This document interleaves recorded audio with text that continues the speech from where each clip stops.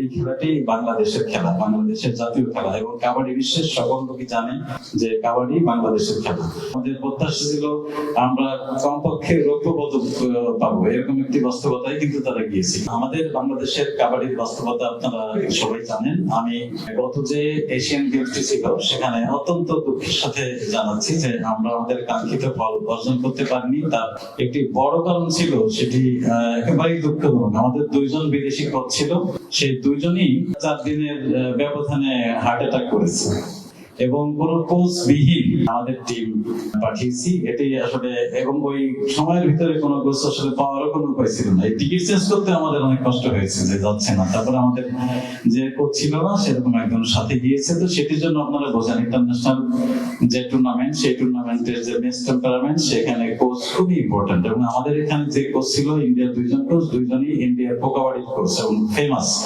এবং আমাদের টিম কিন্তু ইন্ডিয়াতে দীর্ঘদিন যাবৎ ট্রেনিং করেছে, সেখানে থেকেছে, সেখানে বিভিন্ন দলের সাথে খেলেছে এবং সেখান থেকে তারা পারফর্ম ভালো করেই এসেছিল। আমাদের ছিল যে আমাদের প্রত্যাশা ছিল আমরা কমপক্ষে রৌপ্য পদক পাবো, এরকম একটি বাস্তবতায় কিন্তু তারা গিয়েছে। কিন্তু সেখানে যাওয়ার পর কোচ ছাড়া একেবারে আপনার কোন রকমের পরামর্শবিহীন ভালো রেজাল্ট করতে পারেনি। এবং যে সমস্ত দলের কাছে আমাদের বাংলাদেশ হেরেছে, তারা কখনোই বাংলাদেশকে হারাবে ওই দল কখনো চিন্তাও করে না। কিন্তু দুঃখজনকভাবে আমাদের সেই পরিণতিটি হয়েছে।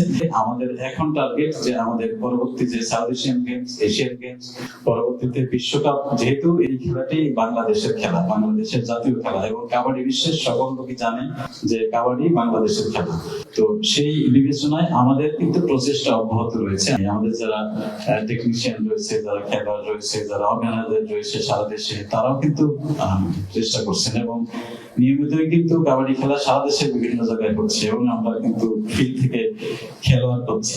আমাদের একটু দুর্বলতা আছে যে আমাদের কাবাডির যত খেলোয়াড়, সব খেলোয়াড়ই হলো সার্ভিস স্ট্রিমের খেলোয়াড়।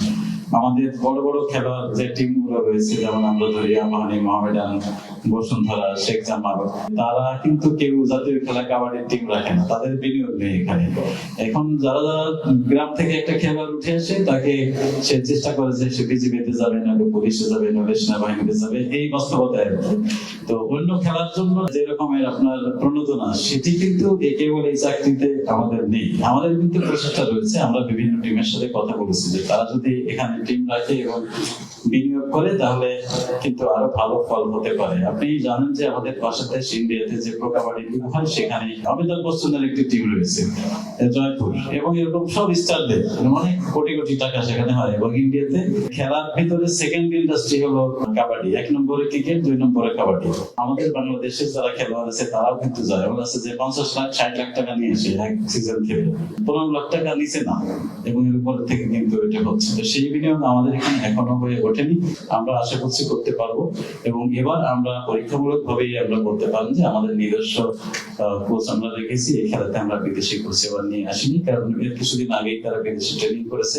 এরপরে আমাদের যে হান্টিং হবে সারা দেশ থেকে, সেই হান্টিং এর খেলোয়াড়কেও আমরা আবার ইন্ডিয়াতে সেখানে দীর্ঘমেয়াদী ট্রেনিং করাবো। ইন্ডিয়াতে বারবার বলছে এই কারণে যে ইন্ডিয়া একটু ইনস্টিটিউশনালাইজ হয়ে গেছে কাবাডি, সেখানে যেহেতু অত বড় একটি দেশ, এবং সেখানে 2 নম্বর খেলা কিন্তু সেখানে কাবাডি। তো সেখানে অনেক অন্তত 20টা নিজস্ব কাবাডি ট্রেনিং স্টেডিয়াম আছে সেখানে। বাট আমাদের এখানে কিন্তু সেইভাবে গড়ে উঠেছে, এবং তার বেশিরভাগই 1-2 পদে, আর বেশিরভাগই কিন্তু প্রাইভেট গড়ে উঠেছে। বিনিয়োগ থাকে এবং প্রাইভেট যদি এন্টারপ্রেনিয়ারশিপ থাকে, সেক্ষেত্রে কিন্তু আরো এটির উন্নতি হতে পারে। তা আমি আহ্বান জানাবো যে বাংলাদেশে যারা ক্রীড়া সংগঠক রয়েছে, ক্রীড়াতে যারা বিনিয়োগ করেন, তারা উঠে আসেন। তাহলে কিন্তু আমাদের কাবাডি ফেডারেশনও উপকৃত হবে, কাবাডি উপকৃত হবে, এবং